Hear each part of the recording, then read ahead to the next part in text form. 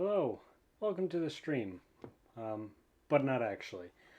I am recording this post stream due to some technical difficulties that we had. I had, really. It was mostly on me at the beginning of the actual stream. So I just wanted to record this and pop it at the beginning of the stream recording to go on YouTube. And just kind of say what I had meant to say there, but got a little flustered and basically forgot everything.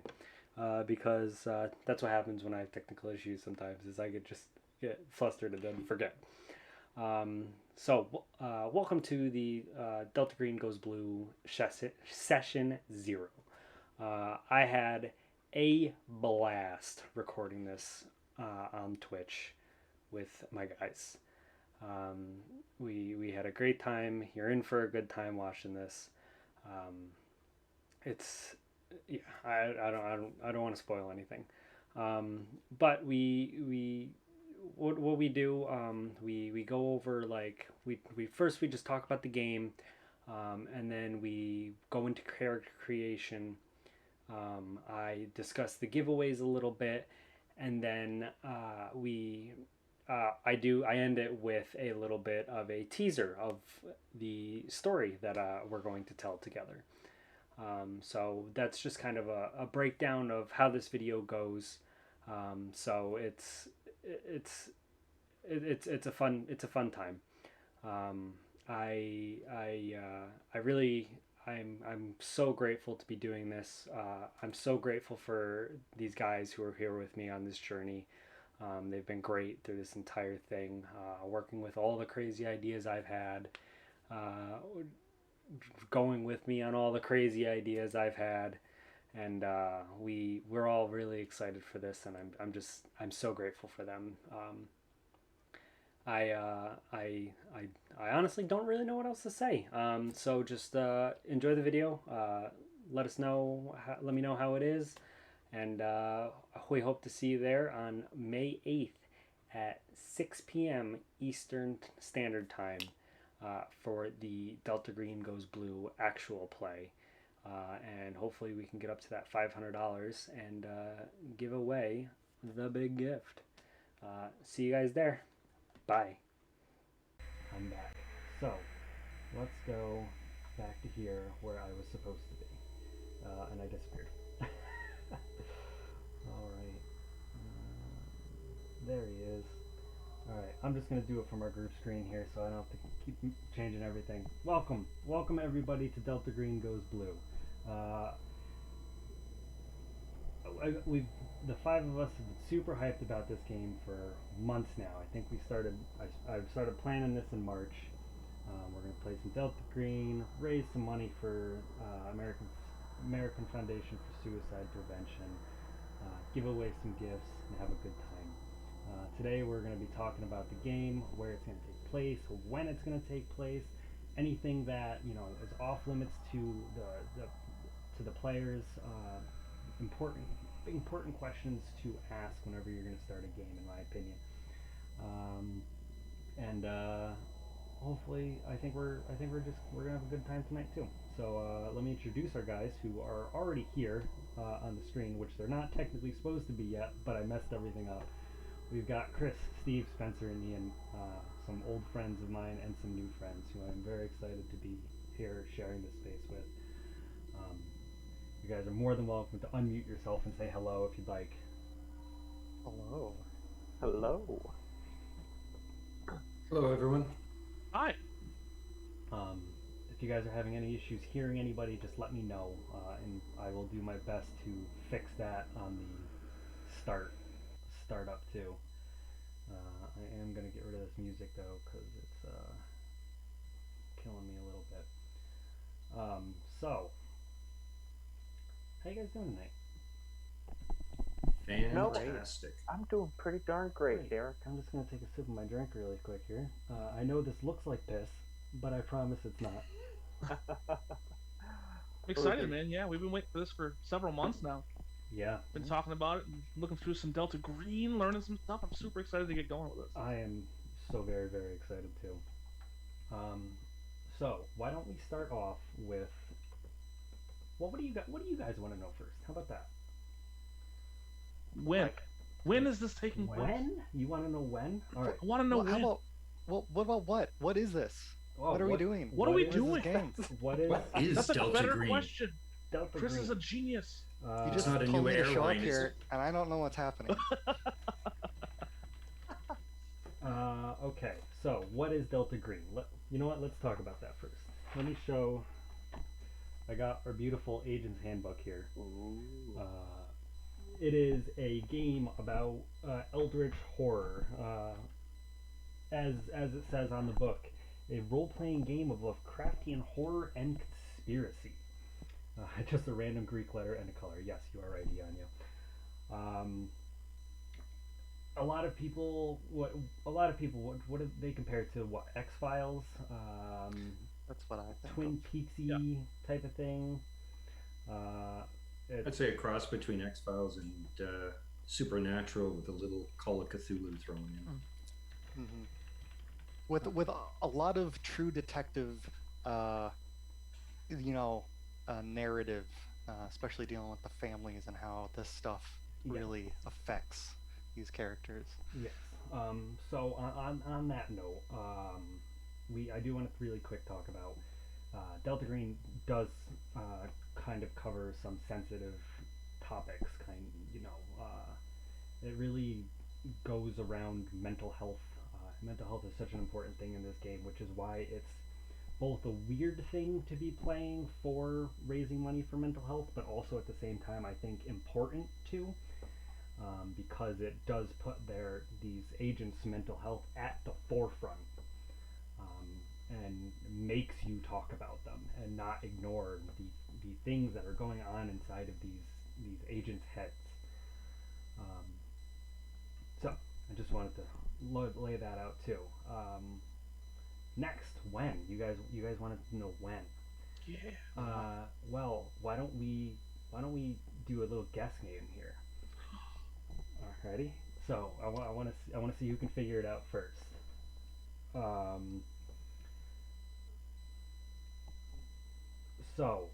In this year, I was a junior in high school. 2012. How young do you think I am? No, I don't know. no, it would have You're been not- 2009, 2008, 2009. I need an answer, not a guess. The answer, my dear friends and valued viewers, is Blowing in the 2000 wind. and I'm going to go 2009. 2009. I'm thinking 2011. Not 2011. Okay. 2010. Final answer. Oh, I know why. That's why. Not 2011. That's why I was getting an audio feedback. I don't think anybody said the right answer yet. The song "Viva la Vida" by Coldplay came out this year, as well as "The Dark Knight." It was out in theaters. Oh, 2008. That's Yeah. That's 8. There That's you go. 8. I know It that is. one.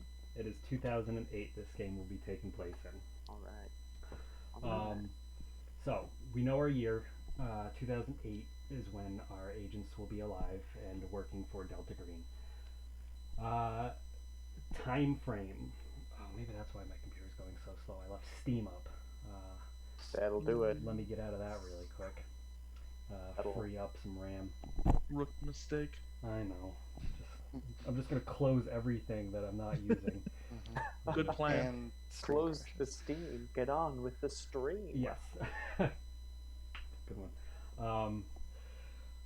And location. So I've been kind of selfish with my location that I picked. I have picked. This game will take place in upstate New York, which is where I am from. It will give me. I will be more familiar with the location, which I think will help me run the game for you guys if I have a little bit more familiarity with it. Especially since all of us are from so vastly different parts of the country anyway. It's not like I can pick one location that everybody's going to know anyway. So I've picked upstate New York, specifically, and there's a reason why I specifically placed this, the Lake Placid area, which we will get a little bit of teaser, which is why I picked that area later tonight. Because of the Betty White movie? Spencer, if you're gonna spoil things, can you at least spoil it a bit? And no, I'm not. I did not just pick that because the GCP boys were up in that area. So I promise. I actually didn't want to pick this area because of that reason, but I couldn't pass it up for what I couldn't pass that opportunity up for the reason that does it take place at an abandoned Olympic stadium? Well, Yanyo, I will let you know, you're not really that far off. So, 2008, Lake Placid area-ish area. And, you know, it's like within a half hour, maybe, of Lake Placid. You're going to be in that area. Really quick, why don't we talk about our topics that we don't really want to have in our game here. Give me 1 second because I'm being told that I have a bit of a buzz. Uh-oh. And I think I know why. Told you not to drink before we Drink it. stream. Yeah. Always. It's because Have you drink before it's my stream? cup of piss. It's the Just- piss. It does it every time. Okay, I think it should be gone now.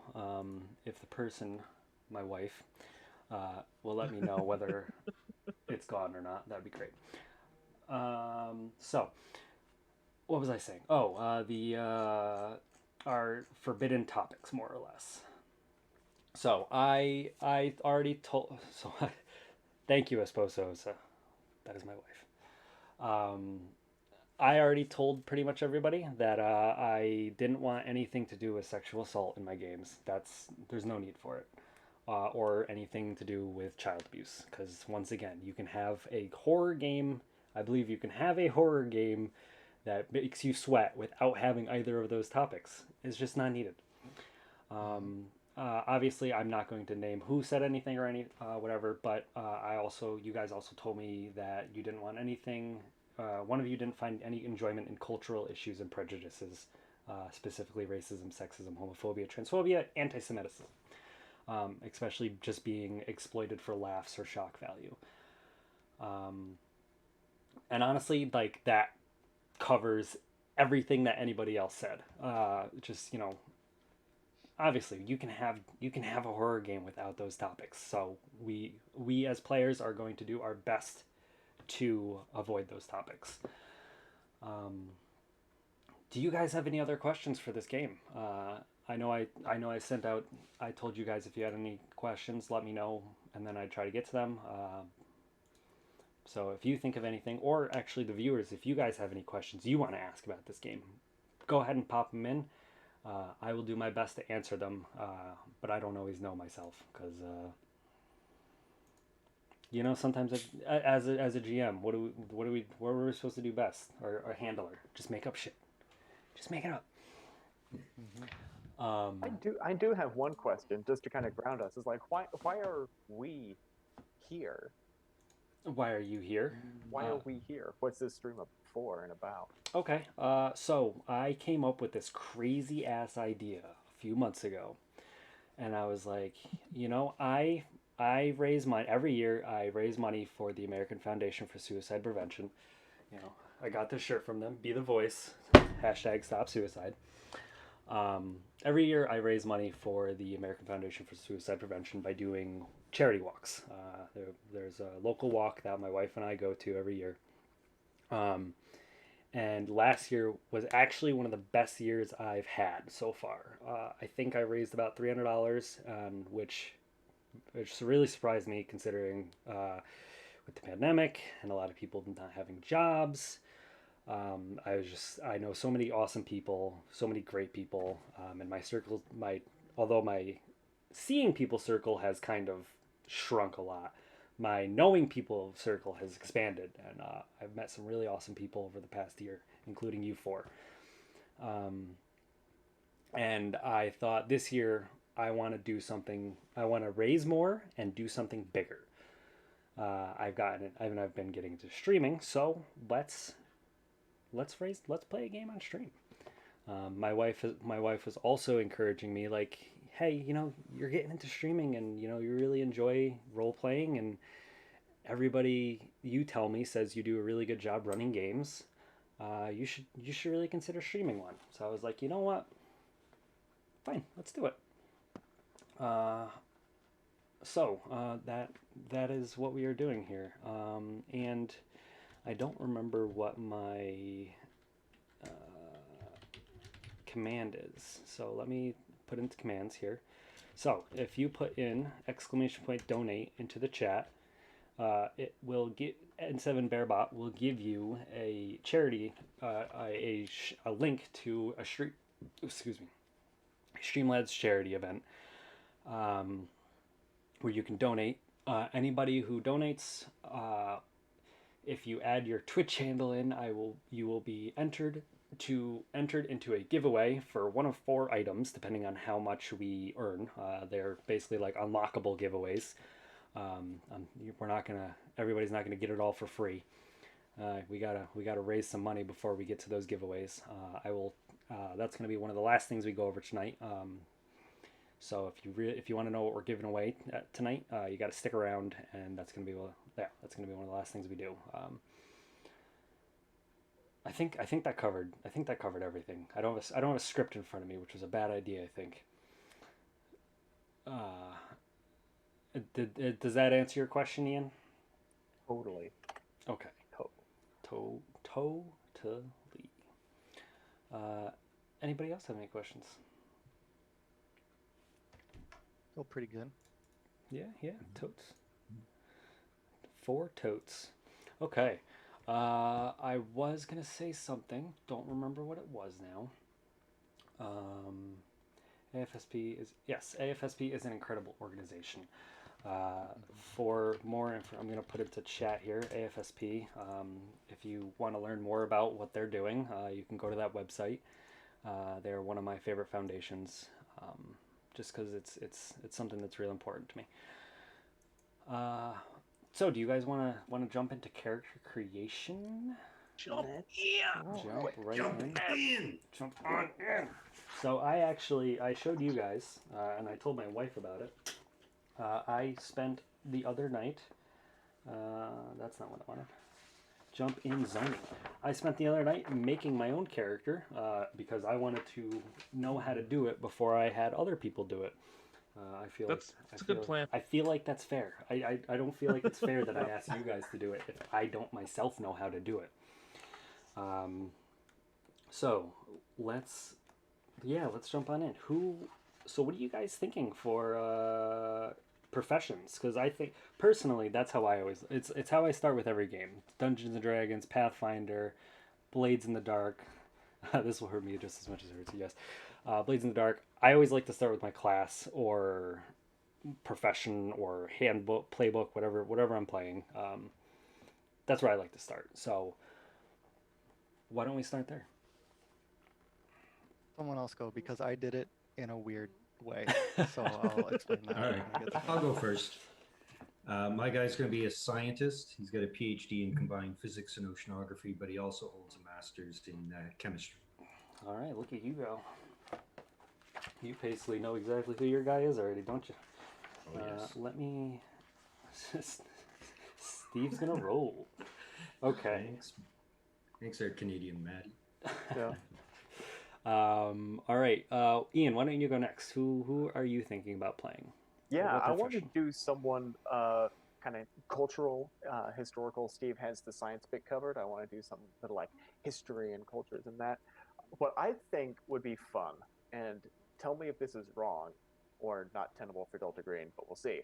I like the idea of a travel blogger or like travel guide, if not a blogger, then like a Rick Steves type who stumbled upon something that man was not meant to know, in the Paris catacombs or whatever, and was thence recruited. So he'll be dabbling in anthropology, archaeology, history, maybe a little bit of the face of the party. We'll see. We'll see how it plays out with the rest of the group. Yeah, absolutely. I think you could pretty much fit whatever you wanted to in this game, as long as you give a good reason why they would be part of Delta Green. Yeah, like why Delta Green would recruit you instead of just taking you out because you discovered Exactly. something. Exactly. Yeah. Um, I don't know how. I can't remember how big blogs were in 2008, so it might be more like a Rick Steves type. I don't know. I think blogs were pretty big back then. Yeah, Yeah. no, you're Maybe they good. were. I don't remember. I had too much other shit going on in my life at that point. I didn't get into blogging. All right, so we got a scientist, a blogger, Spencer. What are you looking at? So I've got a couple ideas. Okay, run them by me. Let me. Idea number one was the criminal background. Um, Idea number two is to be like an officer or an agent. But I also have been thinking about just rolling stats straight down and see what happens. Oh, Risky Spencer. Yeah, I know That it's is risky, risky. but it's classic role playing, and I like. kind of like it. I love it. I Well, love it. maybe once I explain what I'm going with, maybe it'll narrow down your decision.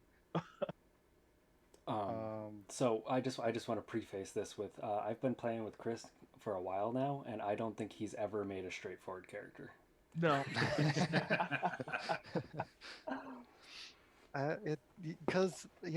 I never know what I'm gonna play usually. Maybe it's just some random inspiration, and then I get an idea hooked on it, and then it goes from there. But for instance, this one, just from what I've seen from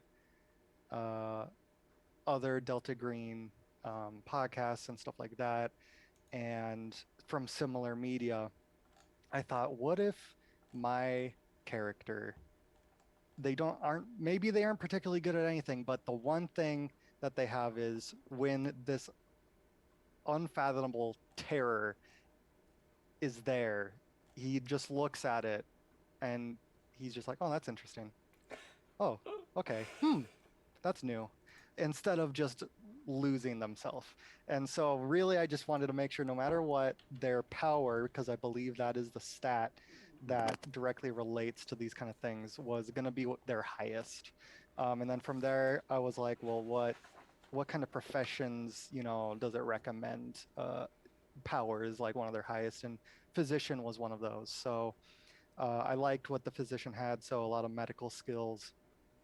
And from there, they will have a little bit of a flavorful backstory of interesting other skills behind it. But for now, they are a physician that for sure will have power as their highest stat.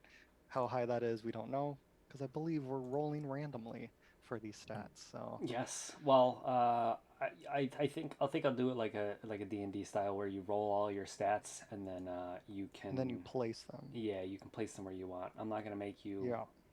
I'm not gonna be a dick and make you guys roll each stat individually. I just realized my camera's going a little bit out of frame and it's bothering the hell out of me. That's okay. You're not going to make us unless you're Spencer and you want to. I think I'm gonna do it. I think we're just gonna see what happens. Okay, that's. Hey, you know what? I like it, and I encourage it. You don't always get to pick what you get in life. Yeah, you know what? You're right. You don't always get to pick that. Okay, so why don't we determine our statistics then? Do you guys want to go one by one here and roll your how many? 6 stats, right? 6, 1, 2, 3, 4, 5, 6. Yes. Yep, 6. Yep. So do you want to Sure. snake it and have Chris start, go around to Spencer, Ian, and Steve? Sure. Yeah. They might as well roll though and start adding them up. Yes. So we know. So this first one, this is gonna be a dump stat, whatever it is. So that'll be, yep, that's 6. Really? So Oh, Yeah. boy. what did you roll? Telling you. It was 3 2s and a 1. Okay. So I will do this also because I like this style for like when I'm rolling stats for Pathfinder. You can re-roll 1 1. Yeah. Well. So Okay. for anybody who doesn't know, when you roll stats in Delta Green, you're supposed to roll 40. Well, one of the ways you can do it is rolling, and you roll 46 and you drop the lowest. I'm gonna add the extra bonus of being able to re-roll one of your ones. Because Okay. I think it's so shitty when your stats come out terrible. And Yeah. I mean, you, Chris and Spencer, you guys know how terrible Oh, I yeah. roll sometimes. Oh yeah. And it's It's exactly the way IGM is. Drop the lowest and re-roll ones. Yeah. I'm only letting Alright, you. so that went from a 6 to a 9. Look at that. Even better. And then the second one is a 13. Okay.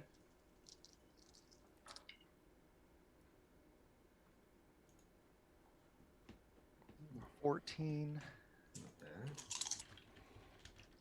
halfway there. Ooh, 8. That's the dump stat right there. 10.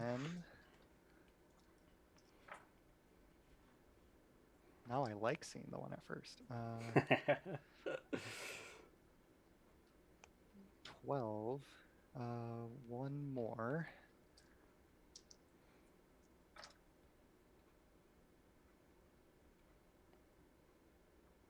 And then 13.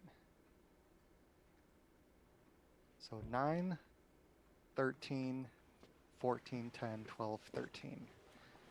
And I'll let you know what I place those in. Okay. If you want to. All right. So Spencer, what did you get? So I rolled straight down. Yep. Strength, conduct, int, power, charisma.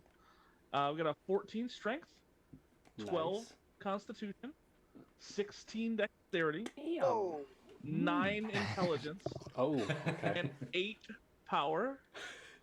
Ooh. 3322. And a 17 charisma. Wow. So Nice. Yeah. criminal, Criminal, yeah. I think we're gonna go criminal, yeah. criminal. mob Yeah. boss, basically. Sorta. I have some ideas. We'll put some things together and see how it looks. All right, Ian, what did you end up with on your Well, rolls? all this talk about dump stats, gotta say, Oh no. you've got a 11 strength, 13 constitution, 14 dex, 15 intelligence, 14 power, 16 charisma. Not Wow. a single one in the bunch. The perfect Holy specimen. cow. Nice. All right, Steve. All right. So strength was a 14. Okay. Con is 16. My dex is a 13. 17 intelligence. That's my highest. A 14 power and an 8 charisma. Okay, Jesus, you guys are rolling well over on that side of the screen. All right, Chris, where'd you end up placing your? Yeah. So 9 strength, 10 constitution, 13 dex, 13 intelligence, 14 power, and 12 charisma. All right, not bad. All right, we got a pretty good good spread there. Yeah. All right, next we are going to calculate your abilities. So your hit points, willpower, sanity, and breaking points, which are derived from those particular stats. So your hit points. Your hit points will equal your strength plus your con divided by 2 and rounded up. So if you have a 10 strength, a 10 con, you add those together, that equals 20, and then you just divide it by 2, which is a very easy 10. Good So do it, math. You did that in your well, head. Spencer, that's why I picked 10 and 10, because I can very easily Oh, add oh, those all right. and then divide them. Notice they were both even and the same number. So, what do you guys got for hit points? 14.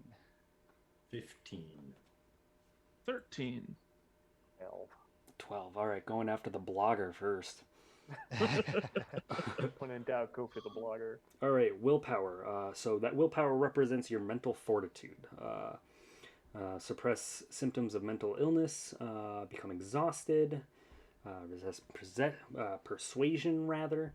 Willpower is equal to your power. What is it? Oh, just straight up.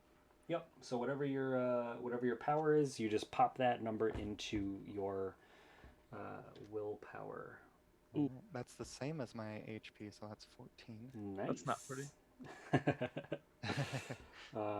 And then your sanity. That just is sanity is kind of like your hit points, but your brain damage, basically. Like when you see something terrible, it's just there's got to be some way to track it in this game, and that's just their way of doing it. So sanity will equal your power times 5. So if, for instance, if you had a 12, that will be a 60. I've got 14 willpower and 70 sanity. Damn. I For got exactly the same. you, Yep, same. A staple bunch. this guy is like the most powerful blogger in I've existence. ever seen. Yes. Like, Well, we're not all so lucky because I have Yeah, 40 sanity. ooh. Ooh, my Ooh. lord. Oh my Most- Say gosh. goodbye to that. Yeah, it's not gonna go well. It's not gonna go well for him or her. I don't know. All right. So the next step it tells you is to technically pick your profession, but we already kind of did that. But part of that is your skills. So we are gonna. So why don't you guys bop in all your professional skills really quick on your sheet, and then we can talk about what those will be for each of you. If any of you have that done already, why don't we go ahead and talk about that? I Right, can I already. talk. Oh, go yeah. ahead. Oh wow. No. If you sound more prepared, I was just gonna take the bullet. Yeah, point I'm on, not so. even close. No, that's Oh, I had some time this morning. So for my guy, he's got accounting, okay. 50, bureaucracy, 40, computer science at 40%, forensics, 40%, pharmacy at 40, and then Ooh. science, and I picked 3. So physics, oceanography, and chemistry. So it's 60, 50, and 50. Very nice. And that's it. And then was there 2 of them that you picked? So in Delta Green, you based on your profession, you get what is it? I think 6 skills, 5 or 6. Well, it really I depends got on. 5. I actually only got bureaucracy, computer science, and then 3 sciences. And then I choose any 3 of accounting, craft, foreign language, forensics, law, and pharmacy. And I went with the the accounting, forensics, and pharmacy. Okay. So in Delta Green, each profession has a set of skills that they get automatically. Spectre status recognized. Oh, Drake 473, thank you for the subscription. Greatly appreciate it. I believe that is my good buddy Dave, actually, who Chris and Spencer are familiar with. Indeed.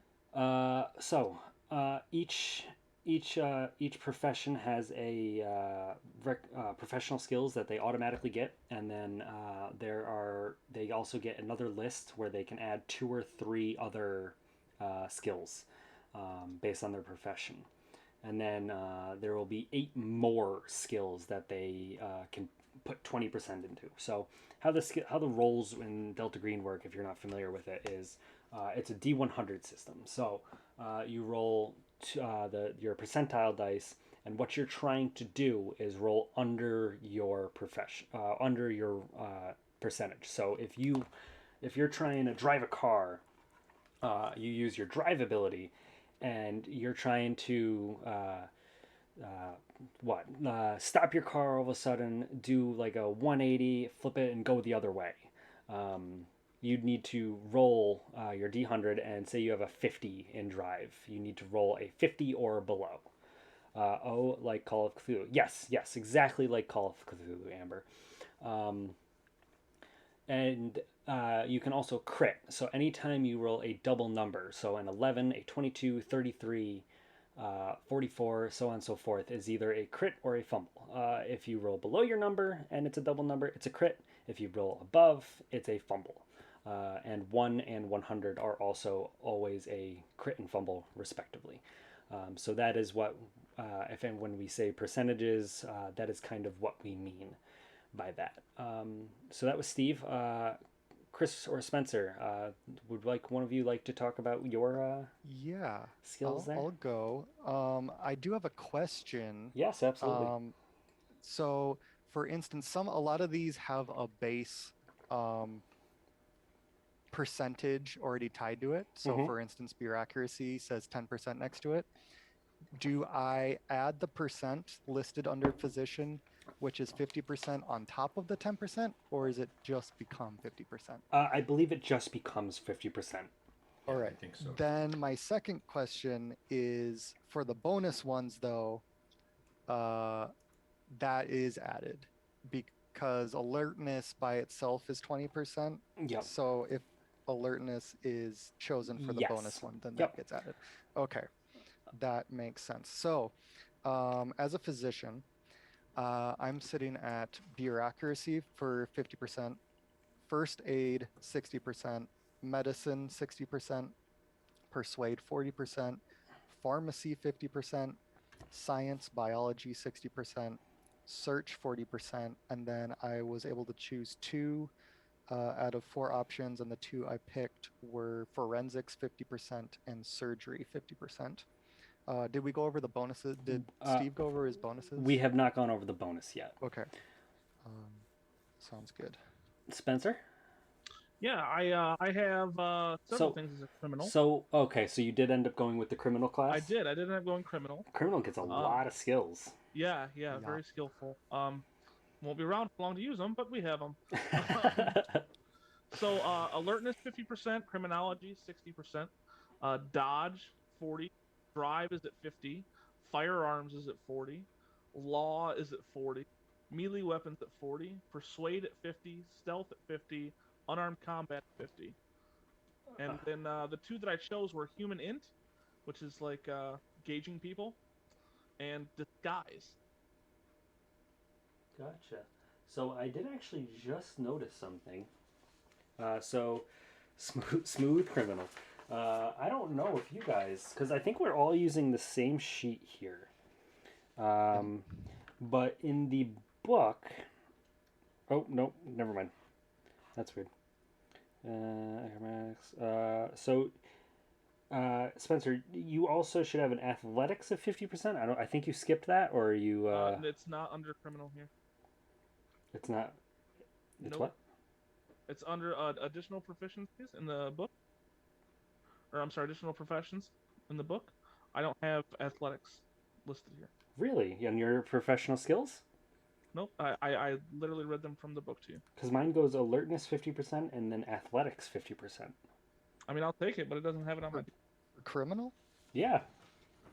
I do not. I'm looking at that, and there is not athletics Really? in the not book. on mine I'm either. looking at the book, so I It's don't the know book, why. yep. So am I. I mean, This is where it begins. This is where the insanity Can we- begins.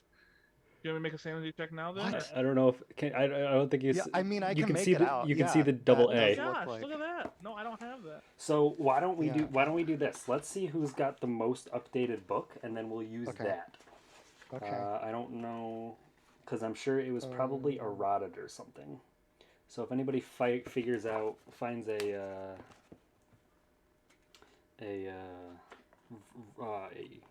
know what I'm trying to say, Yeah. Copyright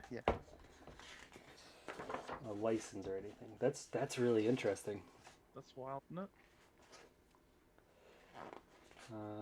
I don't know. I'm leaning towards just giving it to you. Well, I mean, you're the boss. I'm not the boss. Oh, I know. I'm just here for the beer. So that's crazy. I had athletics from. I have 2016. Copyright 2016 is the book that I have. Okay. Drake, my good buddy Dave, says he also has athletics for criminal via his PDF version of the Agent's Handbook. I'm thinking that athletics is probably a part of the new. Where did you find the edition? First page, First second page. One of the very first pages is a bunch of small text at the bottom of it.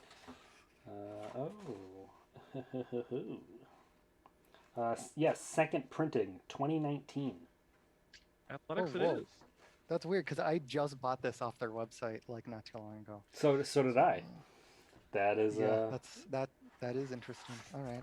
all right. Let's So do it. Sanity begins. Think of me. why don't you, Bob?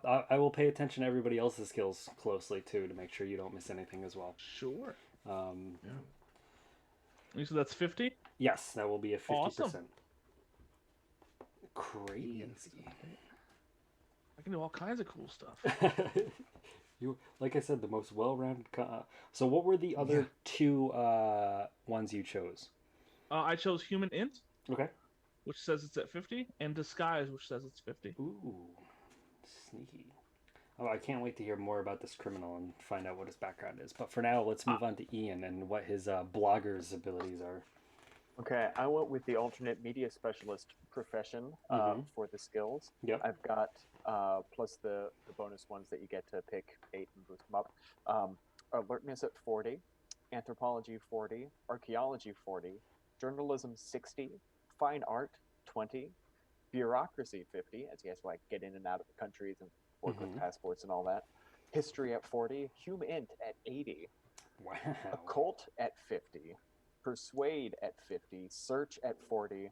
Then he's got 3 languages: Spanish at 40, German at 20, and Mandarin at 20. Damn, he is definitely a well-traveled gentleman. Quack, quack. So when you're creating a character, the max you can put is actually 80% in something. So he has a maxed out, what was it, human int, was it? Hum Int, yeah. That is crazy. So he is great at not only reading blogs, but other people. Mm-hmm. I mean, that's what blogs are about. It's ultimately the people. You want to hear stories about the people. If you don't understand them, then you got nothing to work with. No, I got you. So I believe you kind of already went over your 8 bonus skills, right? Because you those were a little bit higher than you normally would have gotten with just your professional skills, right? I boosted alertness. I boosted Hum Int twice. Search, German, Mandarin, fine art, something else. Okay. Yeah. Chris, Spencer, and Steve. Well, why don't we go back to Steve? What were your eight additional skills you've chosen? All right. So I'm going to add on to bureaucracy. So that's going to put me up to 70. And then I'm not going to do foreign language. He just struggled with that. But he's going to up the computer science. So that'll put it at 60. That's 2. And then his sciences, again, 3 of them. And since I have 3, that'll make it 80, 70, and 70 for the sciences. Jeez Louise. Oh, yeah, he's a smart cookie, this guy. He's a smart guy. And then, so that's 1, 2, 3, 4, 5. And then accounting, forensics, and pharmacy, add 8, and I'll add on to those. Oh, no, I did. Yeah. So it's all good. So 70, 60, 60, I'm up. Should be good. Very nice. Chris, what are your... Yes. I boost forensics, so that's up at 70. I add occult, so that'll be at 30.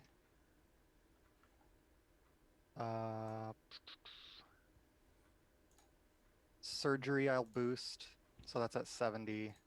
And then I add a bunch, so I added like firearms, so that's at 40. Athletics, so that's at 50. Survival will be at 30. Stealth at 30. That's 1,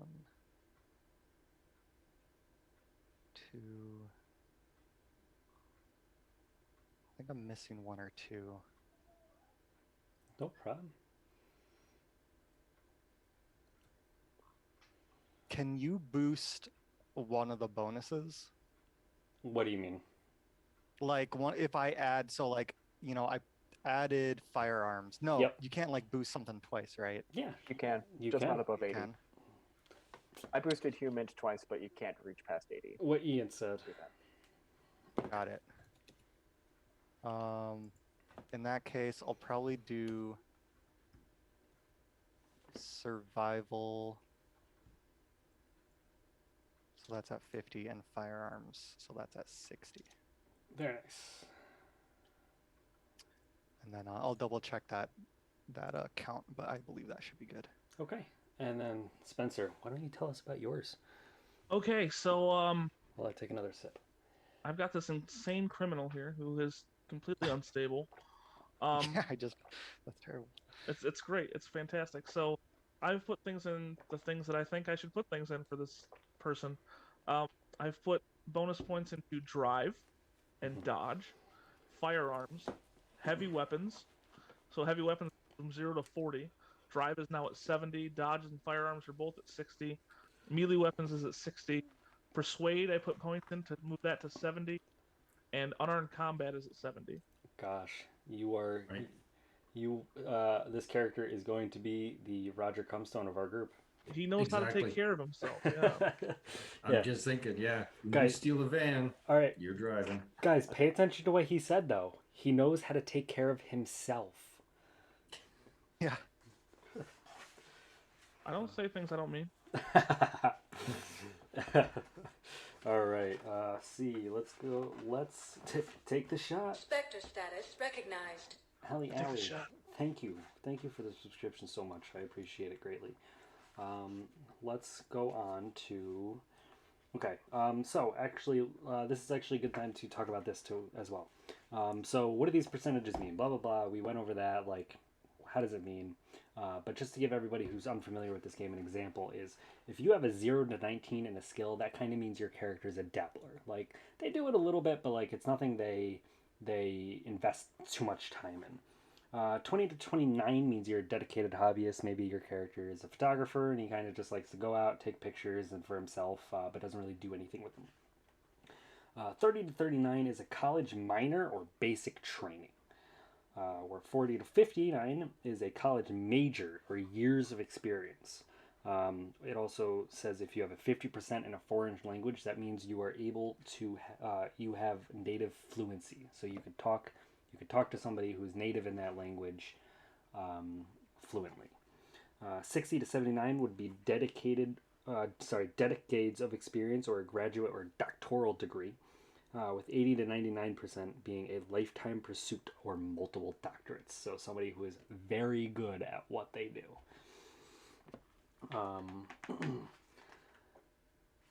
Okay, this is all the skills. All right, I think the next part. Actually, I think we did miss one small thing. Going back to the attributes, I think I skipped a small little thing here. Oh. Distinguishing features. I totally forgot about the distinguishing features. So anytime your character, so let's reverse it a little bit, bring it back. In your attributes, your strength, your dexterity, your constitution. I wanted to say dexterity, but I didn't want to. I wanted to make sure it wasn't something else in this game. Anytime you have a score below 9 or above 12, it is considered exceptional. And there's just something about your character that makes it below a 9 or above a 12. So I want to hear about those really quick. So why don't we start with Spencer? Why don't you... Oof. Sorry, okay. did I catch you off No, guard? you're good. You're good. No, I hadn't thought about that at all, so it's fine. With a 14 strength, he is. What's the word I want to use here? I would say that he is. I don't know, strong. Jacked. He's jacked. I would say wiry. Wiry. Okay. I don't think he's a large person as far as size is concerned. Okay.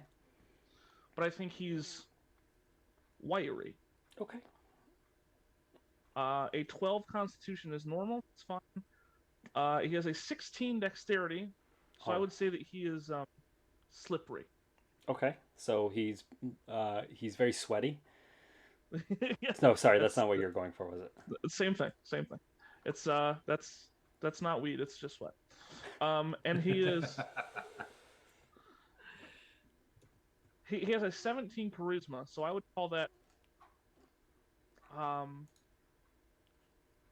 The word the book uses is magnetic, and I like that. I think I'm going to use that. Oh, magnetic. That is a good one. And is that it for yours? Yep, that's it. Everything else was. No, that's not true because my power is 8, so he is. Easily corruptible. There's a word. I'll think of it. Come back. Okay. We can swap it over to somebody else, but first, before we do that, I do want to thank someone for our very first donation to our fundraiser, Allie, who donated $50. Wow. Oh, great! Thank you, Allie. Thank you, Allie. Thank you. So that is a awesome head start and we're not even doing our main stream yet. Anybody else? I won't throw anybody under the bus really quick. So anybody else want to start or go next? I can't. Real quick, I've decided the word for my power. I would love to hear it. He is twitchy. Twitchy. Oh, like us. We're twitching right now. There you go. You got it. There you go. All right. Ian, I think go next. Okay. Oh, Ian, go ahead, Ian. Sure. So strength is 11. There's nothing to whine about there. Constitution 13. I think he's solidly built. Mm-hmm. It's kind of like, not especially, but solidly. Dex of 14. I think he walks quickly and confidently. Kind of a little bit light on his feet, but he always like knows where he's stepping over all those cobblestones. People who walk quickly are my kind of people. Yeah. Intelligence of 15. He's got sharp eyes. Power of 14. He's grounded wherever he goes. Grounded. And intelligence 16. For him, he's curious and interested. So, when you talk to him, you get the sense that he is honestly interested about what you have to say and who you are. Very cool. Very, very cool. Steve? All right. Strength at 14. Like he doesn't work out, but he has a high metabolism, kind of stays slim, and his general build, his shoulders are a little broad. Okay. He can push his own weight, but he doesn't actually hit the gym or much. Okay. 16 for con. He's a vegetarian, and he focuses on eating healthy, which has been a struggle throughout his academic time. Of course, staying up very late. His one downfall is copious amounts of coffee, but that's a downfall. strong. Wait. Yeah. Wait, that's a downfall. No. Nobody ever told me this. Coffee's its own food group. Dexterity of 13. He's got steady hands from when he was doing a lot of his chemistry stuff. Almost surgically steady with his hands. Very nice. Intelligence of 17. Highly intelligent, very logic, very science-minded. Always wanting to investigate the next thing, resolve questions that are out there or challenges. Power. 14. He gets through. He fights through stressful times. You know, his doctorate and his master's degrees and things like that. Like he knows how to just keep head down and keep plugging away. Charisma at 8, though, he is very awkward in social settings. He's just, and it's funny, you said twitchy. Yeah, almost that himself. He's just very nervous, and that's the area he lacks the confidence. If you're talking what he knows, the science, all of a sudden his confidence comes up. But otherwise, yeah, he's apprehensive to speak. Steve, I don't know your guy, but I can relate to him so much. If I'm in a room with like more than 8 people, I feel like I just start sweating. Like there's too many people here. All right, that was the last one, right? I was pretty sure it was. Wait, for people doing their things? No. For his. I was like, oh, that was it for mine. Yes. I'm not gonna skip you, Chris. All right. Yeah. I put a lot of work into this, but I guess skip me. All right. What do you got, Chris? Give it to us good. So I don't have anything below a 9. So pretty average strength and constitution and charisma. But dexterity is a 13. So I, instead of like sea legs, he has what I call bayou legs.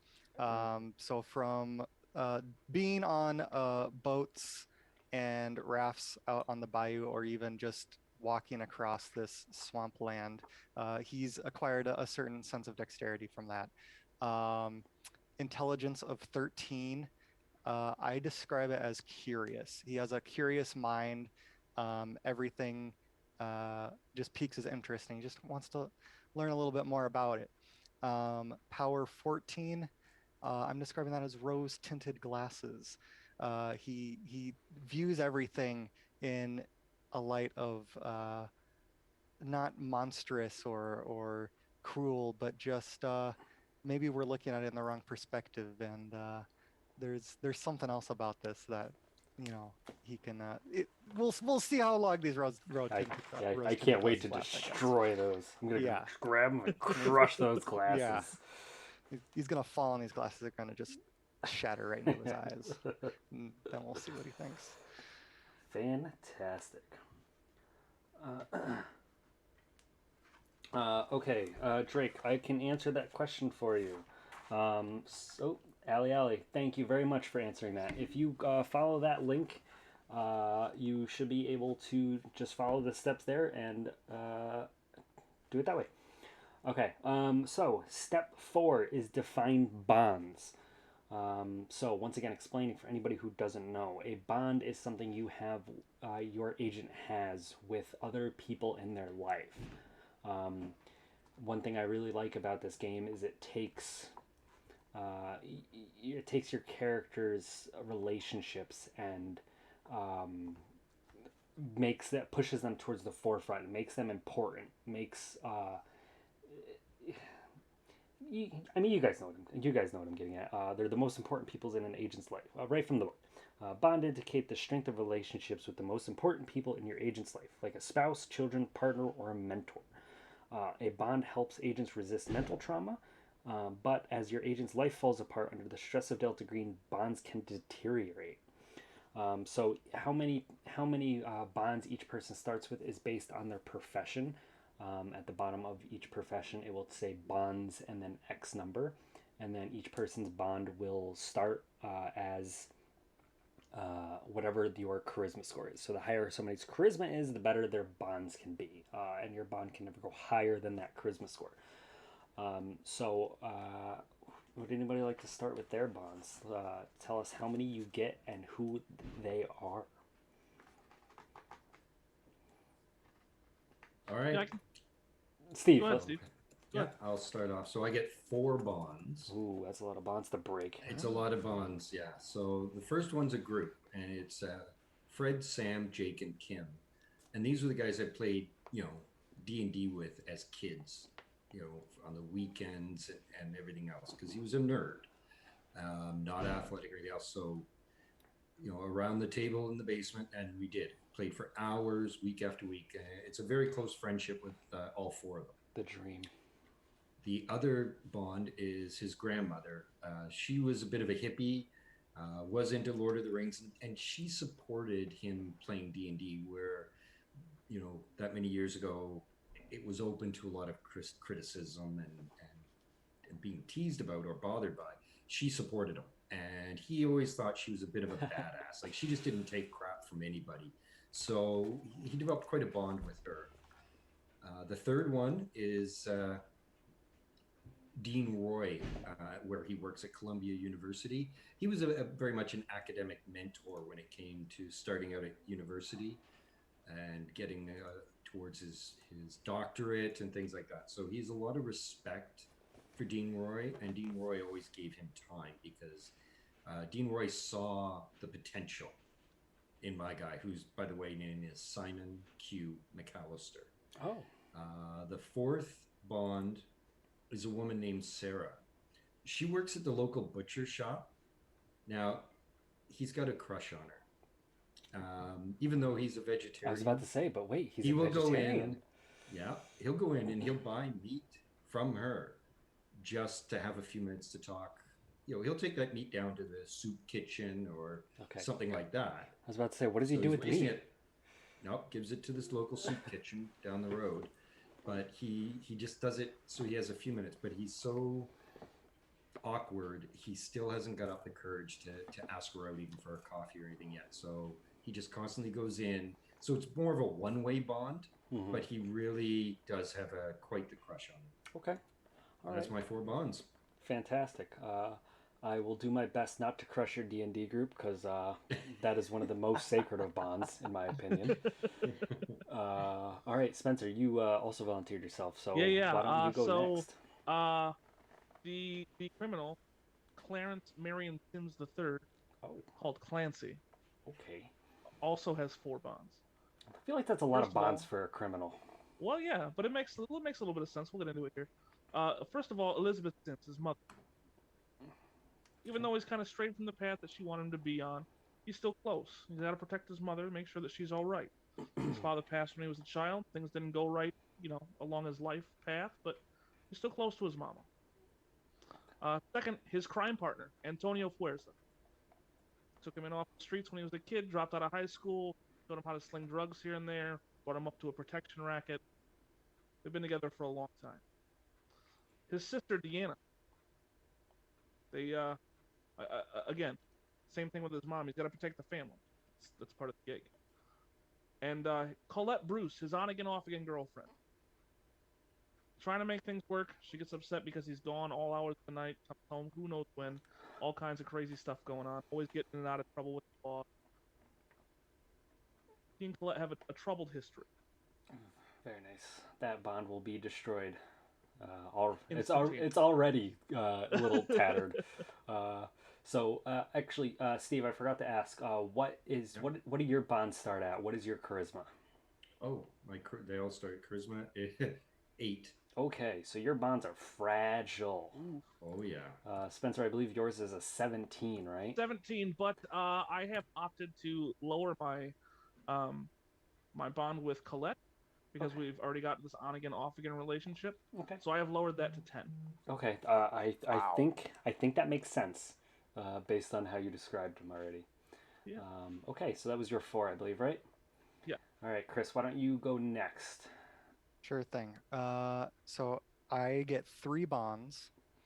My first one is my best friend, Ava Barnaby, where we pretty much grew up together around the area. And so it's just, easy connection and just share everything and support each other. Second one is a colleague of mine, Salvatore Landry. So I haven't really specified of what my character specifically does, but he is down south, and as you've probably guessed, he is living on the bayou, and this colleague is kind of like an outdoorsman that keeps the area safe from certain predators and helps looking for missing people, and we've teamed up quite a few times for certain reasons. And then my third one is a church. I'll have to do research more on specifically like which one and which sect of Christianity, but my character doesn't really, he's not faithful, but he does like kind of having council sessions and just kind of, he likes the air of the churches. So he likes the community, not necessarily the faith. Yes. Okay. Fantastic. Yeah, and then my charisma is 12. Okay, so not bad. Yep. And what do I, remind me, what do I get for lowering one if I want to? I don't, nothing yet. There is an optional thing we can do at the end of character creation. Got it. But we're not going to do that just yet. I may or may not then lower that church one, because while he accepts everything, about it, they, on the other hand, whenever he goes, they might not totally accept his views or the things that he's been doing. So fair enough. That might put a strain on it. So. All right. Ian. All right, everybody, meet Colin Jameson Boggs. Colin with 2 L's. He's got 4 bonds. His sister Jacqueline grew up together. May or may not be a twin. I'm like going back and forth on that a little bit, but it's that kind of close-knit bond. He has his best friend, also the editor for the work that he puts out, Marco Rojas, his 8 travel agent, Henrietta Mackenzie, and similar to Chris's character, also a church. When he's back from his travels, he attends a Quaker meeting in his hometown, which is a service that he gets a lot out of. All of those start at 16. Fantastic. Yeah, fantastic. Does he call his sister Jacqueline or like Jackie? Does he have a name for her? Very nice. Yeah. So I will also mention that those are the bonds at character creation here, but these guys could also start making bonds with each other. If something goes bad in a mission, they can become. They will mechanically have to add each other to their bond sheets. Um, if so, that could be fun. I think that's all we have for mechanically making a character. I love this because I think it's so easy to make a Delta Green character. Um, I sat down the other day after never having made a character before, just kind of knowing a little bit about it, and did it in like half an hour. And I love the character that I made, and I'm really sad I'm actually not playing them. Yeah. And for the record, he's probably going to show up in the game, probably as your handler, just because I want him. I want him to exist in the world. So now we just have our finishing up, which is the detailed description. So first off is the agent's name. I think everybody already said their name. I did not. Oh. 'Cause yeah.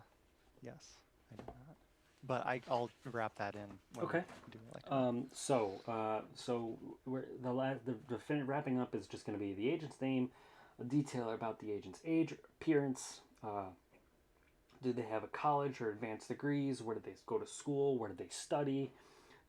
Detail or two about their personality. And then then we're going to go over something you admire, something you dislike about your agent. Why does Delta Green trust your agent to confront these threats? And why does your agent agree to help Delta Green keep its secrets? So do you guys all see that list in the book if you guys are looking at the book on page 37? Because I think those are kind of important questions, and I'd like everybody to try give at least a little bit of an answer for each one. I'm not going to go one by one. I'm just going to have everybody just go down the list and kind of give those answers. There you go. A lot of those also can go on your character sheet as well. On page 38, it goes into details about some of the motivations. It says you can have up to like 5 personal motivations. On page 38? Yeah, should be like the page right after.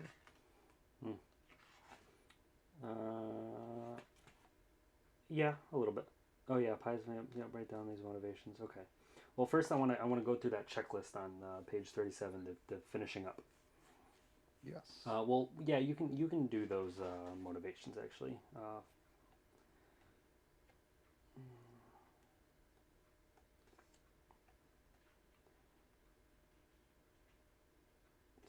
Let me read that. Many things.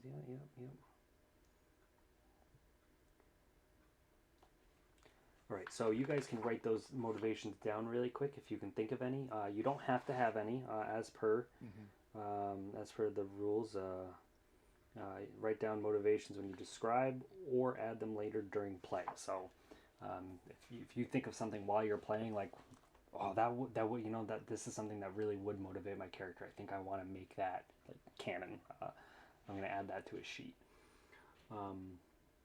So, who wants to answer some questions about their character first? Let's see. Steve, you usually have everything ready. All right. So he's 42 years old. Okay. Born February 28th, 1979. He's originally from Seattle. Oh. But did do his schooling at Columbia University and has done all his degrees there. Like as I said before, PhD, combining physics and oceanography with a master's in chemistry, separate. And let's look here. So physical appearance, he's about 5'10". He's got tight, light brown, really curly hair. Kind of looks like he just finished getting a good perm, but it's natural. He's often hunched slightly at the shoulders, like he's trying to make himself invisible to the jocks and the bullies from middle and high school. He still carries that around with him. And he wasn't overly bullied, but he knew he was a target if someone was going to be bullied. So he'd always try to, stay invisible as much as he could. He's determined to have science prove anything unnatural or unexplained. He believes, quote unquote, magic and things like that. It's just science we haven't figured out yet. Oh, okay.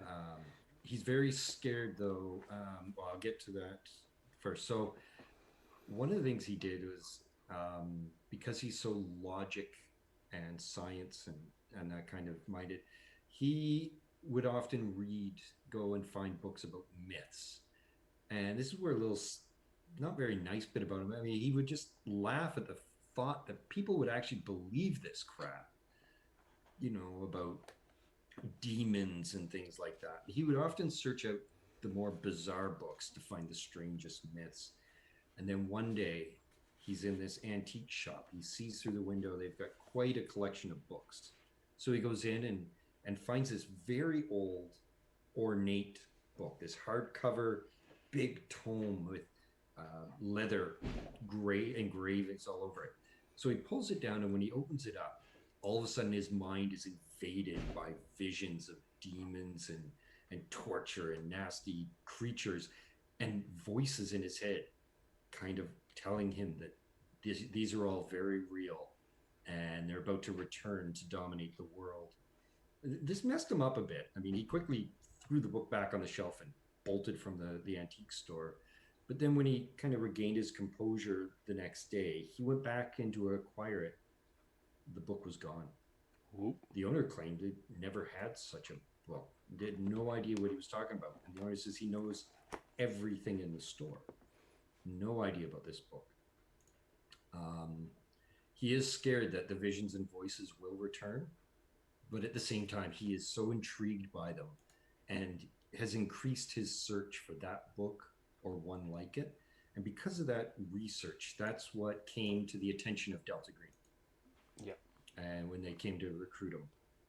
And they know he's pretty sturdy and he's got a good head on his shoulders. He doesn't freak out too easily. So he's quite willing to work with them because to him it would suit his end goal of finding out some more. And of course, he would want to just prove it through science. Fantastic. I think that covers just about everything. Almost everything, but I do really like the question of what is something you admire about the Asian and what is something you dislike. Well, I admire his fortitude for determining to solve the puzzles or the unknown and make it science, and his dedication. He was very dedicated when he did his doctor and things like that. Dislike about him, a combination of his nervousness in the social settings. He's kind of mousy almost sometimes, but also that nasty streak in him where he was like mocking the thought of people would believe in this crap, and that was kind of not very nice about him. I don't like that about him. There's no need for him to be cruel to other people's beliefs, but he is. Yeah, it seems I have like a question for you, Yeah. Steve. Would you say that desire for knowledge is that for his own purpose, like he needs to know, or is it so that knowledge can be used to help humans and Earth? Like, what is that desire coming from? It's mainly for his own. He just needs that satisfaction of knowing it can be proven with science. He will, with his doctorate and his stuff, he just does research, and he's got research grants at Columbia. He hasn't really thought about helping other people because he doesn't have the best view of other people all the time. Mm-hmm. And not that he thinks they're evil or bad, but sometimes he's a little too high on his horse for his intelligence and thinks they're a little daft. Very nice. Oh, very, very nice. Okay. Let's see. Eeny, meeny, Ian. Hey. So Colin Jameson Boggs. Okay. He's got sandy blonde hair. It's slightly balding a little bit heavy set. Dark eyes behind behind thick-rimmed glasses. And one thing that he always wears a pin of an origami crane. His sister does origami a lot, and so it's kind of a little memory of her that he always carries with him. He's usually beaming. He's got perfect teeth. He's got a very chipper and almost like customer servicey attitude when you first meet him. But when things get real, he knows how to lock it down everybody go do your kind of thing. Mhm.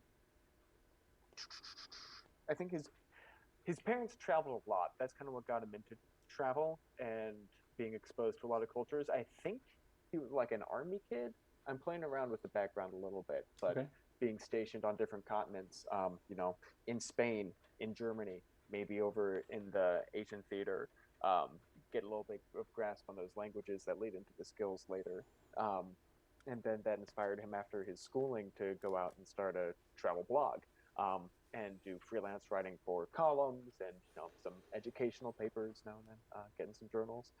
Um, I think he found, again, like I mentioned at the very beginning, he found something unnatural in some old ruins in a dark alley during one of his street visits in one of these foreign cities. Um, that's what got him on the radar to Delta Green. I think Delta Green trusts him partly because of his reach, he has the ability to cover up. And he has the reach, the ability, and the sensibility to cover up anything unnatural that he finds. And that's part of Delta Green's mission, is that the public can't find out what's really going on with all of its horrors. That's kind of why he's on board. I think personally he's on board with Delta Green. I wonder if he's planning to write a book after this. Ooh. Not a real book, like not a nonfiction expose, but this is some incredible imagination fodder that he's collecting. And so, if nothing else, he finds that fascinating. He also just like the thrill of discovery. This is a whole new world, and so it's terrifying, but it also is a little bit addicting and draws him in. Something that I admire and something that I dislike. I think I admire his work ethic. He is committed to pumping out content and good content at that. I think he takes pride in his work and his blog. It's not just every piece is like leads with it. It's not some fluff. I think there's actual thought that goes into it, and I like that. He knows how to hustle with that. Something that I dislike about him. What do I dislike about Colin Jameson Boggs? I think I don't really like the way he approaches people at first. He has a way of kind of extracting stories, and he cares about people, but I think he largely cares about people for their stories, and he's almost like a collector in that way, so that he can share them, like reflect back on them, share them with friends, anonymized, of course. That kind of thing. And so he is absolutely curious and interested in who you are and what you have to say, but not necessarily for the reason that you might think. Okay. What was I thinking? He's got a little bit of a superiority complex.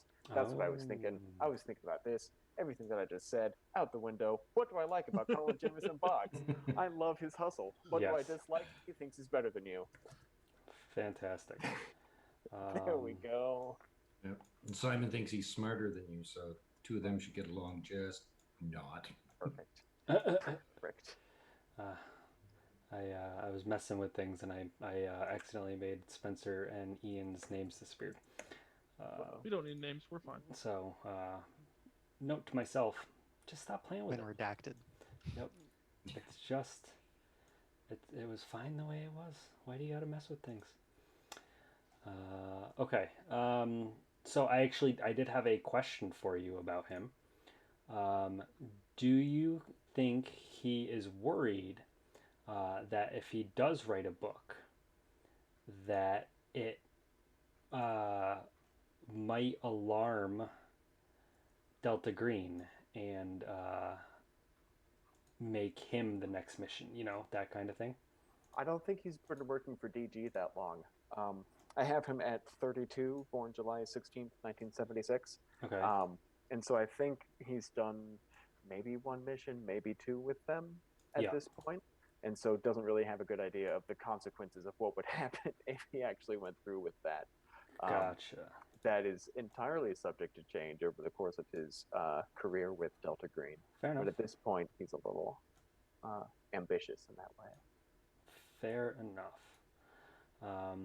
Okay, I've fixed the names, so that's good.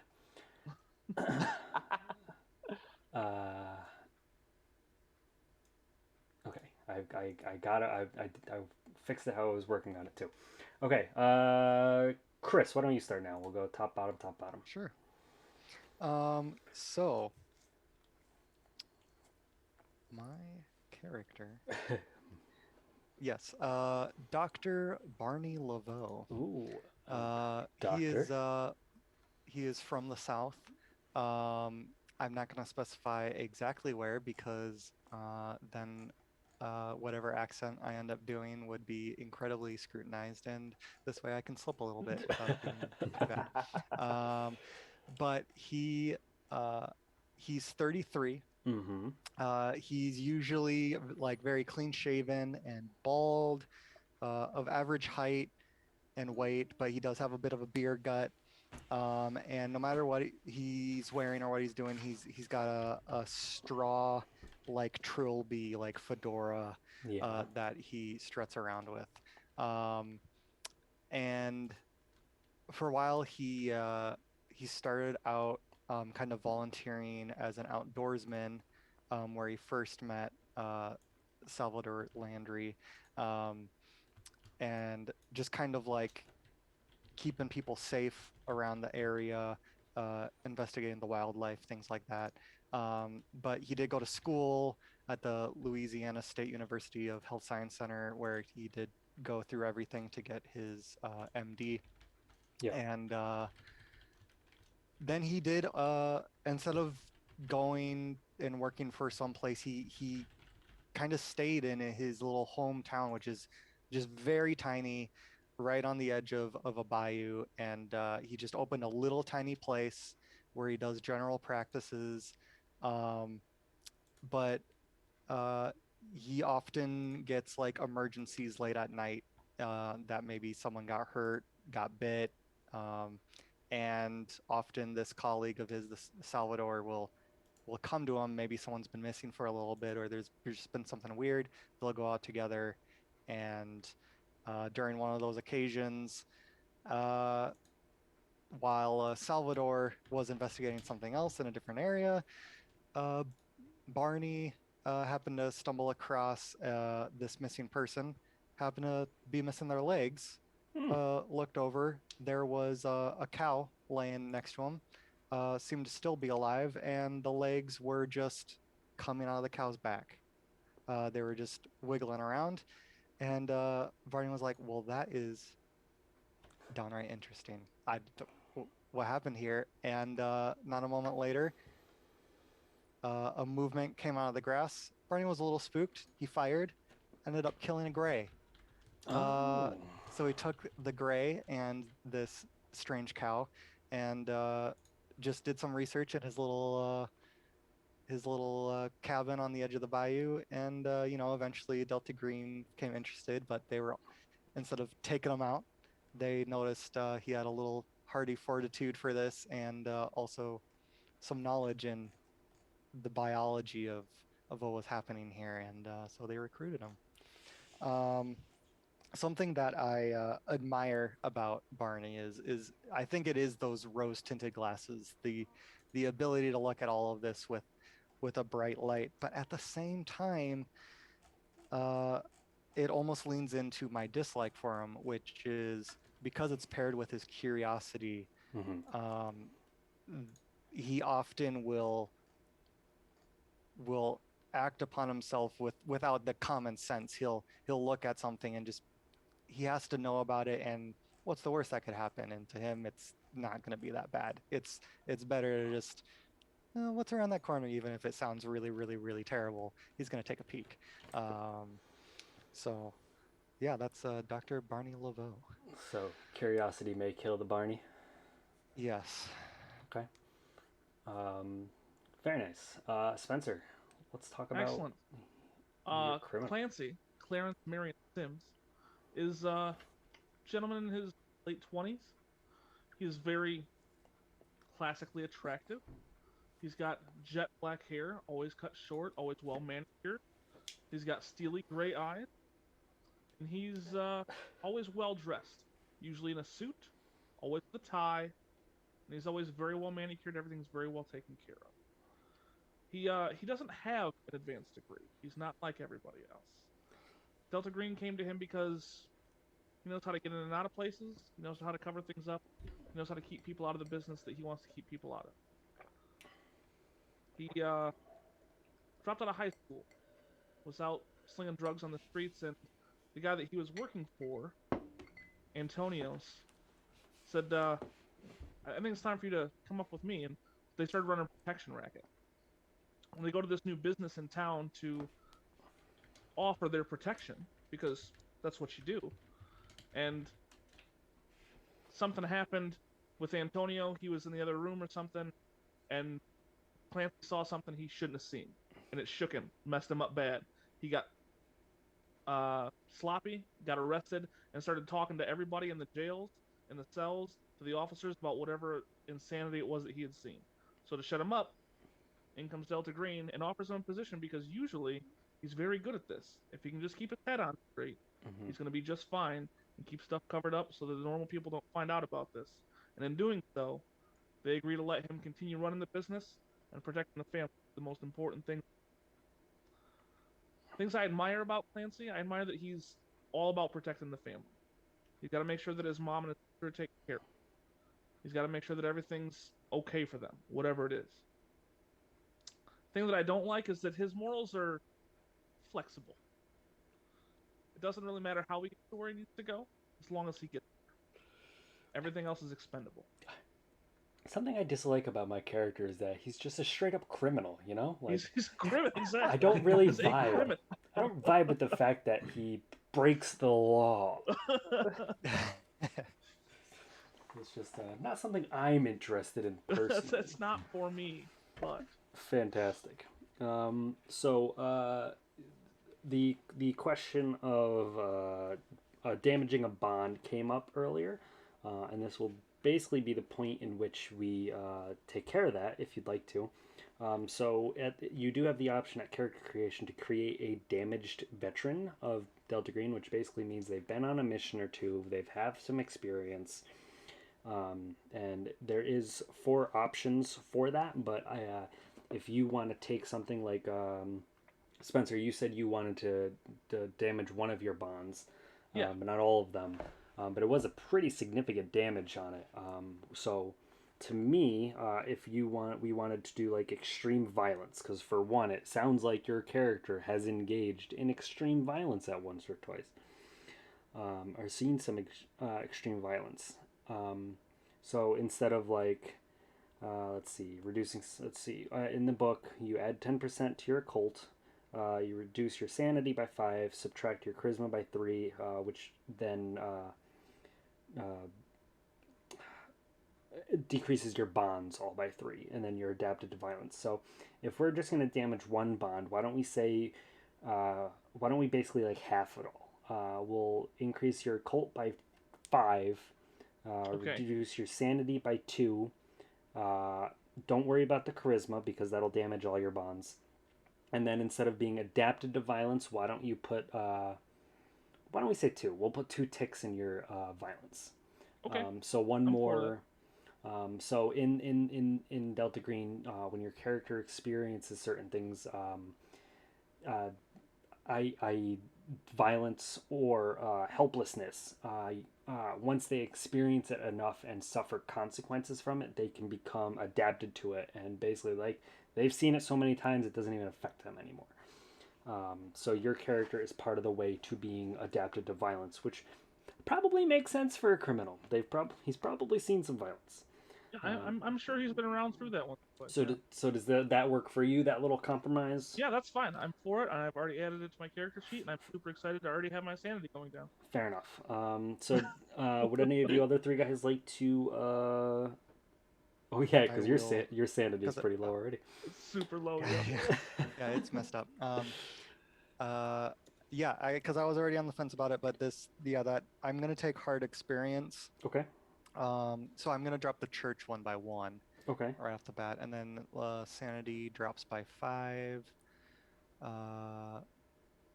So I'm at 65. So and then are you going to take the heart experience right out of the book? That's yeah.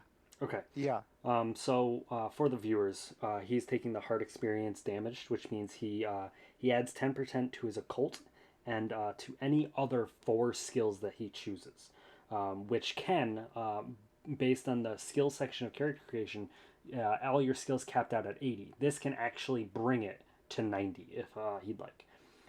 He also reduces his sanity by 5, and he completely removes 1 bond.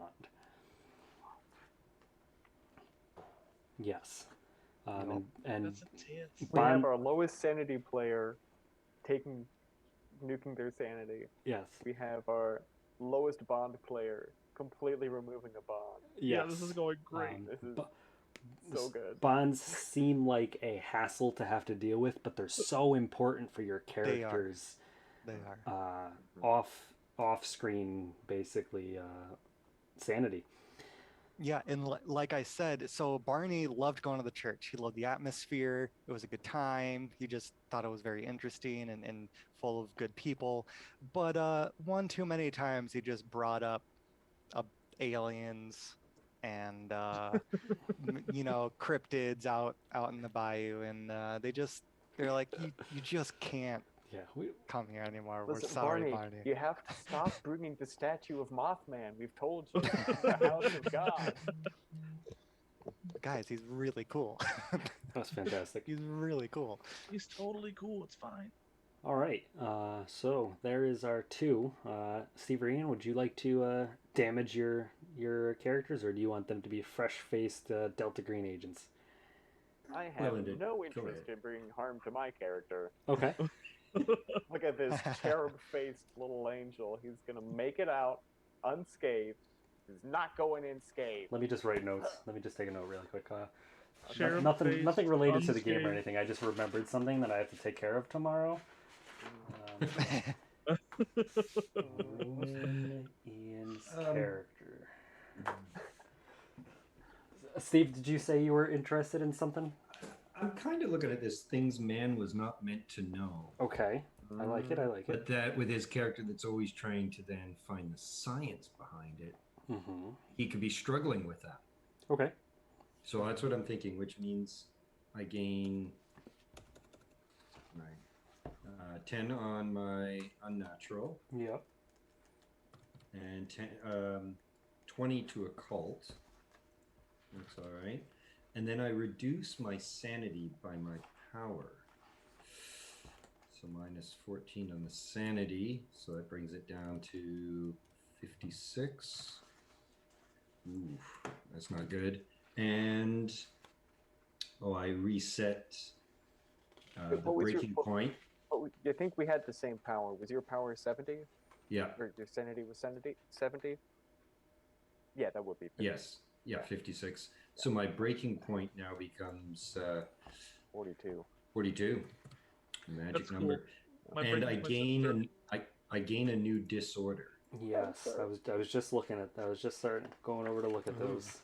Yeah, I'm just zipping back down to those. It's 72. Caused by unnatural. Yes, there's a caused specific by unnatural specifically. Yeah, exactly. Because he's not a big sleeper anyway. I mean, he got, like I said, a huge amount of coffee, and he would just work late and everything else. But I think he may have picked up a little bit of a